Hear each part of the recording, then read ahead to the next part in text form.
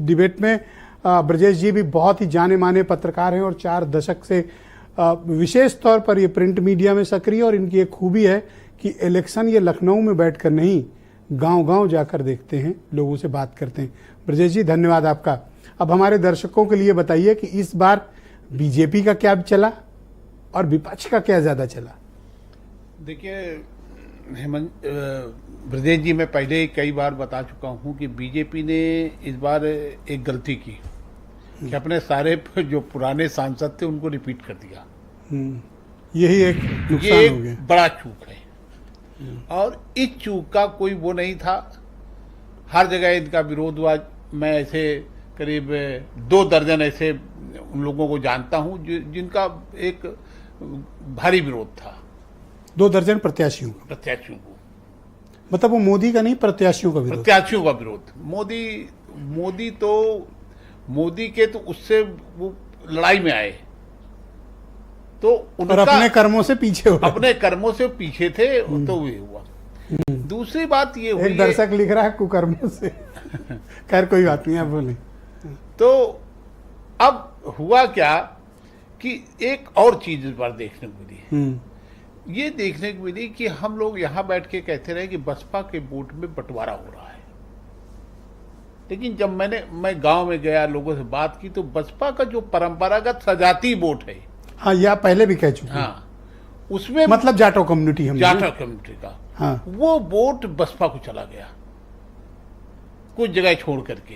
पर पूरे schedule caste vote का 40% तो वही 50%, 21 में करीब 11% है जाटो। उसका लाइन शेयर बीएसपी को गया।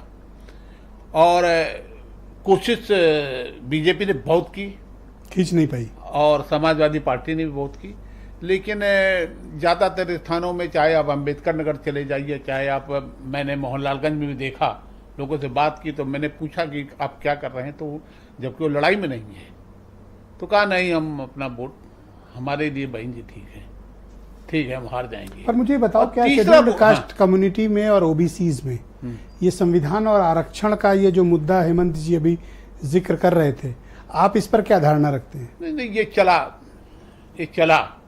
अब ये वोट में कितना तब्दील हुआ, ये 4 तारीख को बात करेंगे। वोट में कितना तब्दील हुआ, क्योंकि सबसे ज्यादा वोट में तब्दील होना चाहिए था जाटों में, वोटों में, क्योंकि वास्तव में संविधान की वजह से सबसे ज्यादा सतर्कता यदि है तो उसमें उस वक्त तक ये मुद्दा चढ़ा नहीं था हेमंत जी। अच्छा, अरे ब्रजेश जी, ये मुद्दा चढ़ा है, दूसरा खत्म हुआ। नहीं, मैं 5वें चरण की बात कर रहा हूँ आपसे। हाँ, मैं 5वें चरण में लोगों से मिला जाके, लोगों से बात की, पूछा जाके, तो ये जो है, अब वो संविधान का भी मुद्दा हो सकता था, जिसके कारण वो मायावती को उसने वो किया, भले वो मौन रही। अच्छा, ये बताइए, जातिवाद चला या नहीं चला? हाँ, जातिवाद बहुत चला। मैं बताऊं आपको, देखिए हुआ क्या कि बीजेपी का एक वोट था पिछड़े वर्ग में, अति पिछड़े वर्ग में, वहां पर जहां भी सपा ने उस प्रत्याशी खड़े किए तो वो काउंटर हो गया। अब मैं आपको कई उदाहरण बता सकता हूँ। एक उदाहरण, मैं उदाहरण बता सकता हूँ, बेस्ट उदाहरण आपका सुल्तानपुर का।